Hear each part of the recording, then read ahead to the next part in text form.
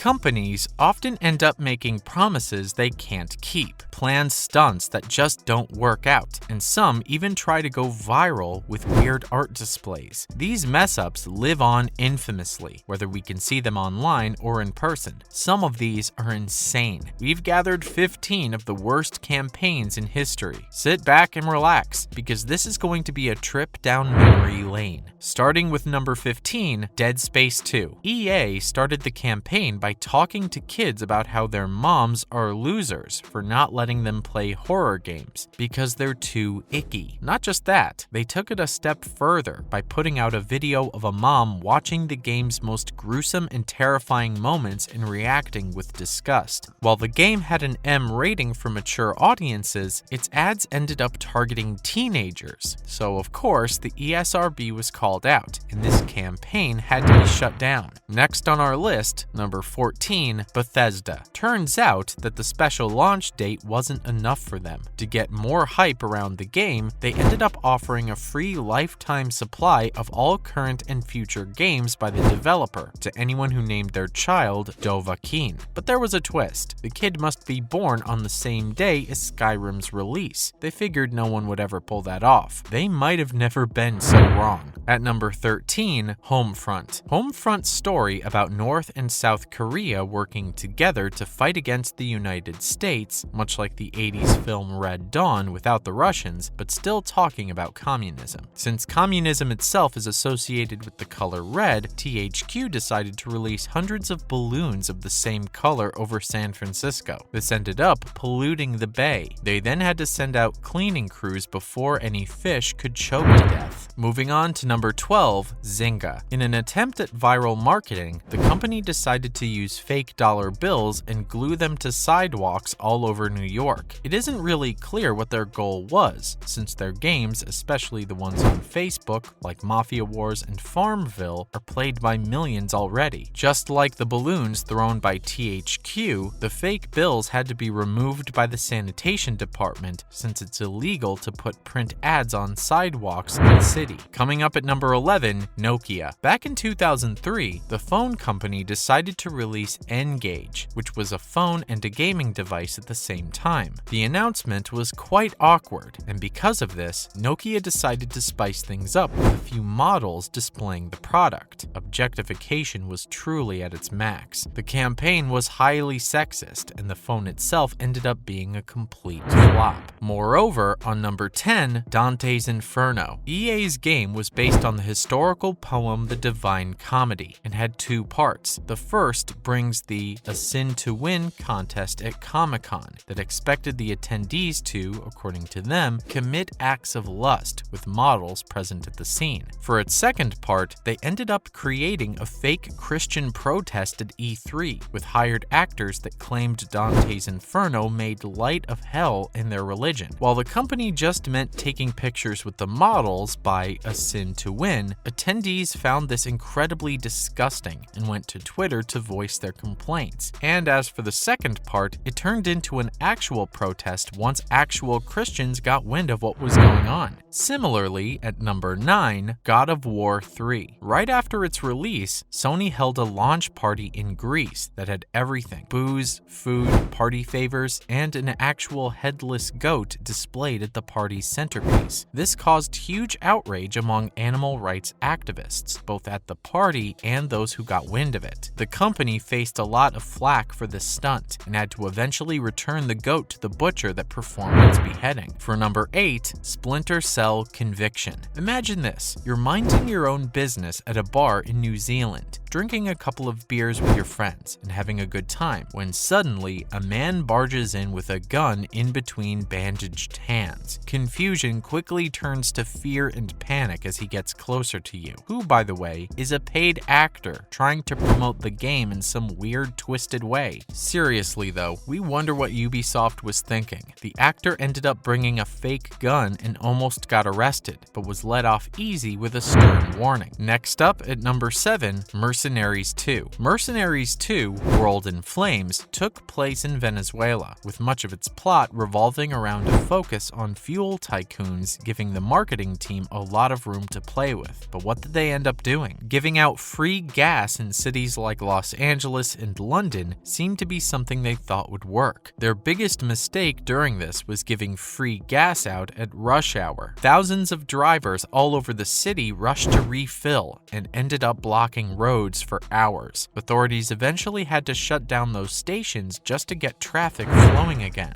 Additionally, we have Resident Evil 6 at number 6. Does a franchise as big as Resident Evil even need any kind of promotion? Capcom thought it did, despite it being the 6th entry in one of the biggest franchises to date. They set up a special butcher shop in London called Wesker & Son Resident Evil Human Butchery. Judging by its name, it couldn't possibly mean that they sold human meat, but it was close enough. They sold meat shaped like human limbs. Neither Wesker nor his son was a cannibal, so this move made 0 sense, and despite all of its proceeds going to charity, it still managed to make everyone feel disgusted. Moving on to number 5, Watch Dogs. Watch Dogs had a huge marketing campaign from its announcement, its delays, and till its release. Everyone was riding the hype train, and it was going great until Ubisoft decided they needed one last push at its launch. With one last push, they meant to send over a ticking safe to a media office out in Australia, with the entire office panicking, thinking it was an actual bomb. Ubisoft seemed to learn nothing from its Splinter Cell debacle, and once again had the authorities called. This time, a full bomb squad showed up. At number 4, the white PSP. While Sony's campaign ads tried going for an out with the old and in with the new vibe, the picture they used was of a woman with white skin and hair, and dressing next to a text saying that white is just better. It wouldn't take a lot to figure out what was wrong with this. They quickly took less offensive pictures of the PSP and replaced all their banners. Who could have possibly thought this would go well? Next, in third place, Hitman. As is the goal in every game of the franchise, you have to kill a target to get a high-priced contract. While it may be very dark, it's highly entertaining, but is best left in a virtual realm. And it did until Square Enix released Hitman Absolution, an app for Facebook that let you kill your friends. Thankfully, not literally. But the app did let you put out hits on your friends over things like hair color or genital size, as ridiculous as it may seem. Understandably so, people weren't big on the idea of having their friends murdered, both virtually and otherwise. Facebook ended up pulling the app back within hours, leaving just a few corpses from people's friends lists in its wake. Let's talk about number 2, Acclaim. If you're not familiar with Acclaim, they're famous for games like Turok, a dinosaur game, Burnout 2, a high-speed racing game, Gladiator Sword of Vengeance, your average gladiator game, Virtua Tennis 2, and Shadow Man, where you journey through nightmares. The company has used ridiculous marketing tactics for almost all of its games. Turok offered a $10,000 bond to parents, who were the first to name their kid Turok. For Burnout, they would pay your speeding ticket if you drove as fast as you could to buy the game. And for Gladiator, they wanted actual blood to gush out of the posters. Not just that, but for Virtua Tennis, they painted pigeons like tennis balls to be thrown into matches at Wimbledon. Though their worst campaign was true with Shadow Man, where they posted ads on top of tombstones without any kind of respect. This resulted in a huge uproar, and the company officially shut down in 2004. Finally, number 1, Daikatana. While a lot of people never actually played it, its initial pitch does sound enticing. Back in 2000, John Romero, one of the creators of Doom, tried to make a game where rival samurai clans battle against each other in the future. Coming from a developer who knows his games, and the pitch itself sounding pretty fun was a plus, making him hype it up even more with a PG-rated ad that might not be all that vulgar or have nudity, but claimed that John Romero was about to make everyone his